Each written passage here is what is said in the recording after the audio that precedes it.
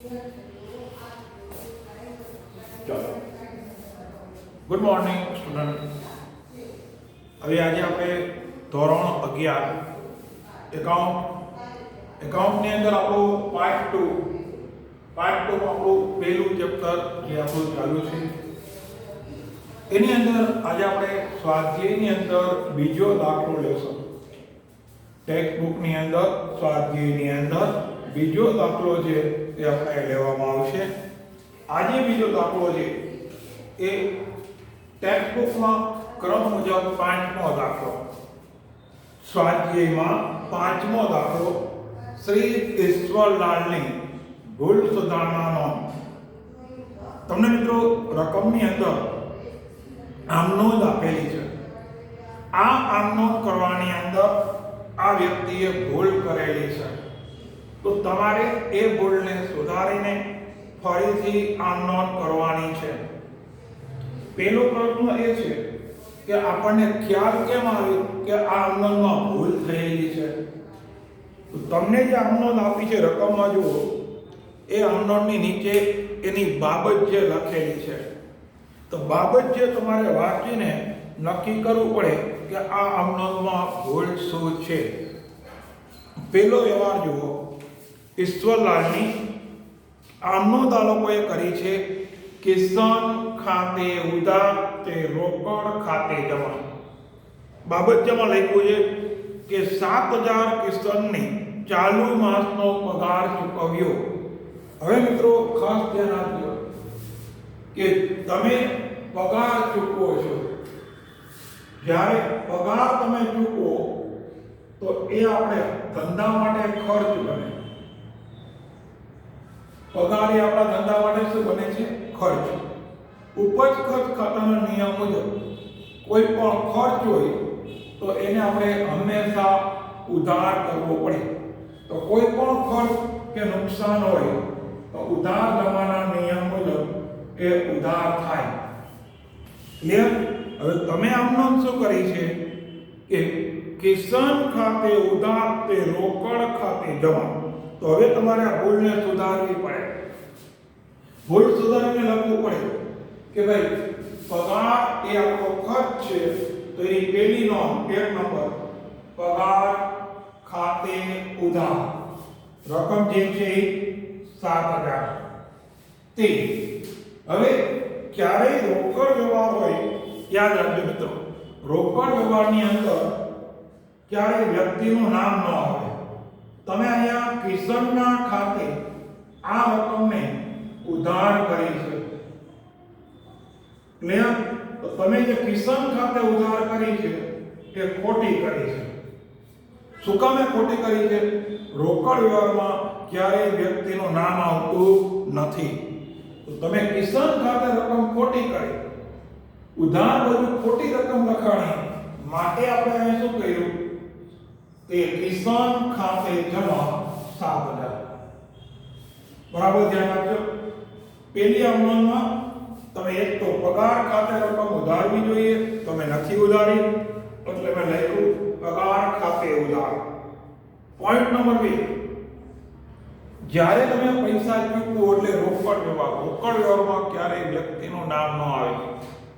જો રોકડાનો વ્યક્તિનું નામ આવે નહીં તો આ લોકો અહીંયા કિસાન ખાતે જે ઉધાર કર્યું છે એ ખોટું કર્યું। તો એને સુધારવા શું કરવાનું? ઉધાર બાજુ ખોટી રકમ લખાણી, તો જમા બાજુ કિસાનનો ખાતો લખાવી નાખ્યો। બાબત જે છે એની બનાવવાની આપણી જાતે, કિસાનને ચૂકવેલ ભૂલથી કિસાન ખાતે ઉધાર કરેલ જેની ભૂલ સુધારવા નોંધ કરી તેના। કિસાનને ચૂકવેલ ભૂલથી કિસાન ખાતે ઉધાર કરેલ જેની ભૂલ સુધારવા નોંધ કરી તેના। બાબત જેમાં આપણે આપણી રીતે બનાવી શકો। તો પહેલી આપણી આમનોંધ આયા, ક્લિયર? નંબર 2, આમનોંધ બોલું છું, ખરીદ ખાતે ઉધાર તે ક્લિન્ટન ખાતે જમા। બાબત જેમાં લખ્યું છે 9500 રૂપિયાના માલનું ક્લિન્ટનને ઉધાર વેચાણ કર્યું। હવે જો ધ્યાન આપજો, તમે ક્લિન્ટનને માલ વેચ્યો, તમે માલનું શું કર્યું? વેચાણ। તમે માલનું વેચાણ કર્યું છે। વેચાણ કર્યું છે 9500. આ વેચાણને તમે ભૂલથી ખરીદીમાં લખી નાખ્યો. ભૂલથી ક્યાં લખી નાખ્યો? ખરીદી. હવે મિત્રો ખાસ ધ્યાન આપજો. તમે અહીંયા કર્યું તો શું આપણે? વેચાણ. તમે જ્યારે માલનું વેચાણ કરો તો ક્લિન્ટન છે એ આપણા માટે કોણ બને? કેવી રીતે માલનું વેચાણ કર્યું છે? ઉધાર માલનું વેચાણ. તમે જ્યારે ક્લિન્ટનને ઉધાર માલ વેચો તો ક્લિન્ટન આપણો દેવાદાર બને. નિયમ મુજબ ક્લિન્ટન આપણો કોણ બને? દેવાદાર. એના પ્રત્યે આપણું લેણું છે. ક્લિન્ટન પ્રત્યે આપણું શું છે? લેણું. ક્લિન્ટનનું ખાતું નિયમ મુજબ ઉધાર થવું જોઈએ. તો ક્લિન્ટનના ઉધાર બાજુ તમારે 9500 લખવા જોઈએ. તમે નથી લખ્યા, આ પહેલી ભૂલ. પોઈન્ટ નંબર 2 કે જે આપણો દેવાદાર હતો એને તમે ભૂલથી ક્લિન્ટનના ખાતે જે રકમને ઉધાર કરવાની હતી ત્યાં તમે ભૂલથી ક્લિન્ટનનું ખાતું તમે જુઓ છો જમા કરી નાખ્યો. તો તમે ક્લિન્ટનના ખાતે જે રકમ ઉધાર કરવાની હતી એના બદલે ભૂલથી જમા બાજુ 9500 લખાઈ ગયા. તો આ ભૂલને સુધારવી પડે. પહેલી ભૂલ કઈ? ક્લિન્ટનમાં તમારે 9500 લખવા જોઈએ. એ આપણો દેવાદાર છે, તમે એને લખ્યા નથી. આ પહેલી ભૂલ. તો 9500 ક્લિન્ટન ખાતે ઉધાર કરવા પડે. બીજી ભૂલ શું? તમે જમા બાજુ 9500 ખોટા લખાઈ ગયા. તો એને સુધારવા માટે બીજા 9500 ક્લિન્ટન ખાતે ઉધાર કરવા પડે. તો ક્લિન્ટન ખાતે કુલ ઉધાર કેટલા કરવાના? 9500 વત્તા 9500. 9 18 ને 19000. તો ક્લિન્ટનના ખાતામાં આપણે કુલ 19000 રૂપિયા ઉધાર કરવા પડે. એટલે આપણે આમ નોંધ કરી છે ક્લિન્ટન ખાતે ઉધાર. તમે આમ જોઈ શકો છો ક્લિન્ટન ખાતે ઉધાર રકમ 19000. કેમ 19000 આવી? તમને અહીંયા સમજાવ્યું. ક્લિન્ટન ખાતે ઉધાર 19000. બીજું, તમે ખરીદી તરીકે ભૂલથી ખોટી બાજુ ઉધાર બાજુ કર્યા 9500. એને સુધારવા ખરીદ ખાતું જમા કરી નાખો. તે ખરીદ ખાતે જમા 9500. બીજું, તમે વેચાણ તરીકે નથી લખ્યું તો તે વેચાણ ખાતે જમા 9500. તો આ રીતે આપણી ભૂલ સુધારણા કરવાની. જે વેચાણ હતું એ ભૂલથી તમે ખરીદી તરીકે લખ્યું, આ એની ભૂલ. અઘરામાં આ પડશે. લખવાનું ક્યાં હતું? વેચાણ તરીકે. વેચાણ તરીકેની હાથી આમ નોંધ શું થાય? ક્લિન્ટન આપણો દેવાદાર. ક્લિન્ટન ખાતે ઉધાર 9500, તે વેચાણ ખાતે જમા 9500. એના બદલે તમે ભૂલ કરી ખરીદ ખાતે ઉધાર, તે ક્લિન્ટન ખાતે જમા કર્યા. ક્લિયર? તો ક્લિન્ટનના ખાતામાં કોઈ 19000 રૂપિયા ઉધાર કરો. આ સમજાયું મુજબ. બીજું, ખરીદીમાં તમે ખોટા લખી નાખ્યા હતા ઉધાર બાજુ, તેને સુધારવા ખરીદ ખાતું જે ઉધાર કર્યું હતું એને હવે ખરીદ ખાતું જમા કરી નાખો. બે બાજુના સરવાળા સરખા થઈ જાય. અને તે વેચાણ ખાતે 9500. બાબત જે આપણે તો બનાવવાની કે ભાઈ ઉધાર વેચાણ ભૂલથી ઉધાર ખરીદી તરીકે નોંધે, જેની ભૂલ સુધારણા નોંધ કરી તેના. આગળ 3 નંબર, ખરીદ ખાતે ઉધાર તે રોકડ ખાતે જમા. બાબત જે જો 20000 ની કિંમતનો માલ 10% વેપારી વટાવ અને 5% રોકડ વટાવે ખરીદ્યો તેના. હવે મિત્રો ધ્યાન આપજો. 20000 રૂપિયાનો માલ ની ખરીદી કરી. આ ખરીદીમાં શરત શું જઈ ગયો? 10% વેપારી વટાવ. આપણા નિયમ મુજબ સૌપ્રથમ 10% વેપારી વટાવને બાદ કરવો પડે. ચલો 20000 માં 10% કરો 2000. 20 માંથી 2000 રૂપિયા બાદ કરી નાખો 18000 18000 ને નામ આપી દો ચોખ્ખી ખરીદી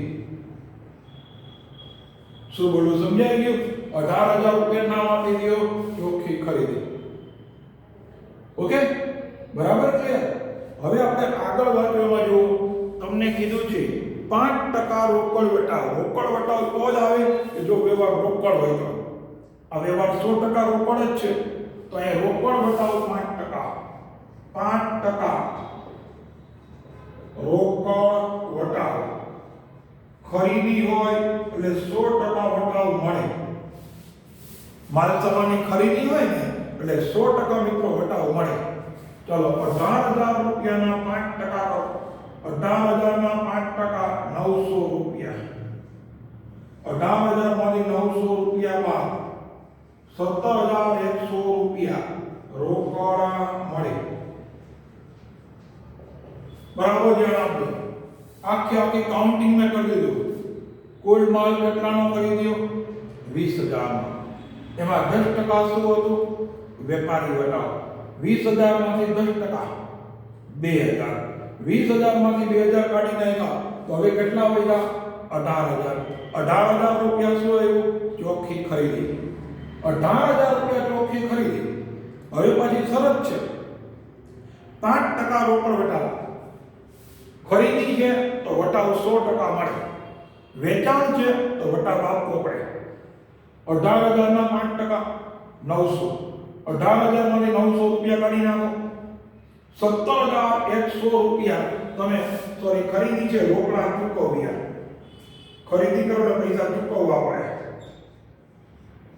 રોકડા ચૂકવ્યા હવે ની સાચી આમનોંધ શું થાય તમને સાચી આમનોંધ થાય ખરીદ ખાતે ઉધાર 18000 તે રોકડ ખાતે જમા 17100 તે વટાવ ખાતે જમા 900 આ સાચી આમનોંધ થવી જોઈએ બોલ સમજાઈ ગયું હવે જો આ લોકોએ શું કહ્યું ખરીદ ખાતે ઉધાર તે રોકડ ખાતે જમા 17100 રૂપિયા કર્યા હવે ખરીદ ખાતે ઉધાર તે રોકડ ખાતે પણ નાખ્યા જ્ઞાન આપે ખરીદ આ લોકોએ આમનોંધ શું કહ્યું ખરીદ ખાતે ઉધાર 17100 તે રોકડ ખાતે જમા 17100 ક્લિયર આ આમનોંધ કહી એ સાચી છે પણ હવે એને મેઇન બાબત કે આ જે રોકડ વટાવ છે એની ચોપડે નોંધ કરી નથી દ્વિનોંધીનામાનો આપણો નિયમ છે કે રોકડ વટાવની ફાઇનલી મિત્રો ચોપડે નોંધ કરવી જ પડે રોકડ વટાવની ચોપડે નોંધ કરો એટલે એ નોંધ નથી કરી 900 રૂપિયાની તો આપણે 900 રૂપિયાની નોંધ ચોપડે કરવી પડે ખરીદ અહીંયા શું છે વટાવ મળે છે મળે વટાવ આપણી આવક અને ભૂલ સુધારણા ખરીદ ખાતે ઉધાર 900 તે મળે વટાવ ખાતે જમા 900 આપણે આમ નોંધ કરી દો ખરીદ ખાતે ઉધાર 900 તે મળે વટાવ કયો અથવા ખાલી વટાવ જમા કરોડી મળે વટાવ જ કહેવાય 900 રૂપિયા આ ક્યાં 900 રૂપિયા લેખા ક્લિયર આજે 900 રૂપિયા રોકડ વટાવ એને નતો લખ્યો ઈ વટાવને આપણે ચોપડે લખ્યો 17100 રૂપિયા તેને સાચા જ લખ્યા રોકડ જાય ધંધામાં રોકડ આવે તો ઉધાર રોકડ જાય તો જમા કોનો નિયમ છે માલ મિલકત ખાતાનો નિયમ આવે તો ઉધાર જાય તો જમા ઈ નિયમ મુજબ એની આમનોંધ સાચી ખાલી ભૂલ એને ક્યાં કરી આ રોકડ વટાવને ચોપડે નતો દર્શાવ્યો એને આપણે દર્શાવી દીધો એટલે આમનોંધ થઈ ગઈ 3 નંબર આગળ નંબર 4 દલાલી ખાતે ઉધાર તે રોકડ ખાતે જમા હવે જો મિત્રો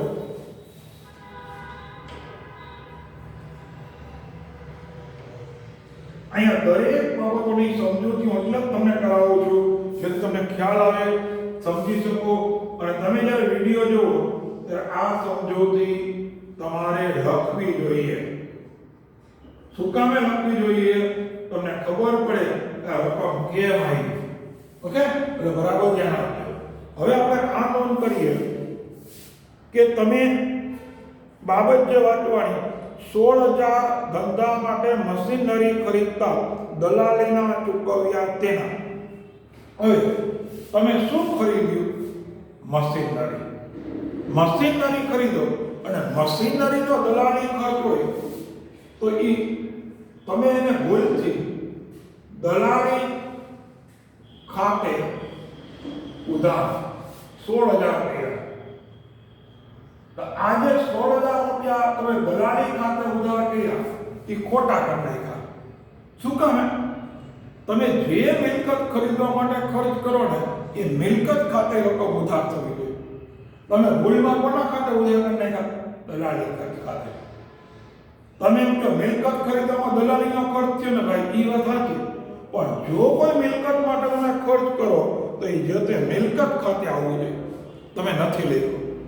ઓકે, દલાલી ખાતે ઉધાર રકમ તમે ખોટી કરી, ખરેખર આવે કોના ખાતે? તો કે મશીનરી ખાતે. સાચું, મશીનરી ખાતાની અંદર ઉધાર બાજુ 16,000 રૂપિયા લખવા જોઈએ. આ એની સાચી નોંધ. ક્લિયર? તો મશીનરી ખાતામાં ઉધાર બાજુ લખવાને બદલે તમે એને ભૂલથી ક્યાં લખી નાખ્યા છે? દલાલી ખાતે. તો એ ભૂલને સુધારો.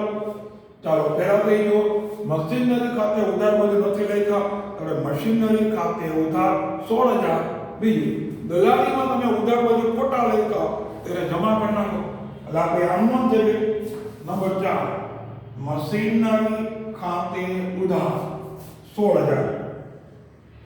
જે મશીનરીમાં નહોતા લખ્યા એને મેં લખ્યા, તે દલાલી ખાતે જમા 16,000. તમે જે દલાલીની અંદર રકમ લખી ખોટી લખી નાખી છે તેને સુધારવાની. દલાલીને બદલે રકમ કોના ખાતે આવે છે? મશીનરી. તો આપણે મશીનરી ખાતે ઉધાર તે દલાલી ખર્ચ ખાતે જમા. ક્લિયર? રોકડની તો અસર તમે સાચી જ આપી છે, એને કઈ ફેરફાર કરવાની જરૂર નથી. રોકડમાં કોઈ ફેરફાર જશે નહીં. આગળ જો નેક્સ્ટ 5 નંબર. આમનો છે રોકડ ખાતે ઉધાર તે કરીના ખાતે જમા. બાબત જે વાત, ગયા વર્ષે માંડી વાળેલ ગાલખાતના 4500 ચાલુ વર્ષે કરીના પાસેથી રોકડા મળ્યા. હવે મિત્રો ધ્યાન આપજો, તમને જે રકમને ગાલખાત તરીકે ગણી હોય એ રકમ પરત મળે તેને કહેવાય છે ગાલખાત પરત. જે આપણા ધંધા માટે એક પ્રકારની આવક પડે. તમારા દેવાદારે ભૂતકાળમાં પૈસા ન આપતા હોય તો તમે રકમને ગાલખાત તરીકે, નુકસાન તરીકે ગણી હોય. હવે આ દેવાદારની પરિસ્થિતિ સારી થાય અને તમને એ પૈસા પાછા આપે, એ રકમ ન કહેવાય ગાલખાત પરત. એ ધંધા માટે શું બને? આવક જમા થઈ જાય ઉપજ ખર્ચના નિયમ મુજબ. આ લોકોએ ભૂલ શું કરી? એને રોકડ ખાતે ઉધાર તે કરીના ખાતે જમા કરી છે. તો આ વસ્તુ છે એ ખોટી છે. ક્લિયર? બરાબર ધ્યાન આપજો. આ વસ્તુ કેવી છે? ખોટી. તો તમે કરીના ખાતે જે જમા કર્યું, અહીંયા તમે એ ગાલખાત પરત ખાતે આવવું જોઈએ. તમે એને ભૂલથી કોના ખાતે કરી નાખ્યું? કરીના ખાતે જમા. તો આ જે જમા રકમ લખી છે એ ખોટી લખી છે. ચલો, જમા બધી રકમ ખોટી લખી, તેને સુધારવા શું કરવું પડે? આ કામમાં અહીં લખી કરીના ખાતે ઉધાર 4500. તે આપણી આવકનું નામ આપ્યું હતું ગાલખાત પરત ખાતે જમા 4500.